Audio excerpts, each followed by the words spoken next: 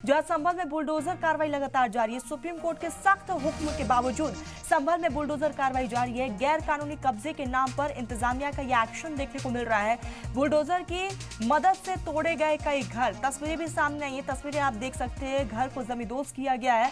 हालांकि आपको बताते चले कि सुप्रीम कोर्ट ने सख्त पाबंदी लगाई है, लेकिन उसके बावजूद संभल में एक के बाद एक बुलडोजर गरजता हुआ नजर आ रहा है। सुप्रीम कोर्ट के सख्त हुक्म के बावजूद संभल में बुलडोजर कार्रवाई को अंजाम दिया जा रहा है। बुलडोजर थमने का नाम नहीं ले रहा, रुकने का नाम नहीं। और इसी बीच जो है गैर कानूनी कब्जे के नाम पर इंतजामिया लगातार एक के बाद एक एक्शन ले रही है। बुलडोजर की मदद से कई घरों को तोड़ा गया है। तस्वीरें भी आप देख रहे हैं, कई घरों को यहाँ पर जमींदोज कर दिया गया है और लगातार प्रशासन की तरफ से एक के बाद एक एक्शन लिया जा रहा है। लेकिन सबसे बड़ी बात यही है कि सुप्रीम कोर्ट ने सख्त हुक्म दिया है कि बुलडोजर कार्रवाई पर फिलहाल के लिए पाबंदी लगाया जाए, लेकिन उसके बावजूद जो है संभल में बुलडोजर थमने का नाम नहीं ले रहा है। सख्त हुक्म के बावजूद जो है संभल में बुलडोजर कार्रवाई लगातार जारी है। और ये तस्वीरें देख रही है, भारी पुलिस फोर्सेस की मौजूदगी में गैर कानूनी कब्जे के नाम पर इंतजामिया का यह एक्शन देखा जा रहा है।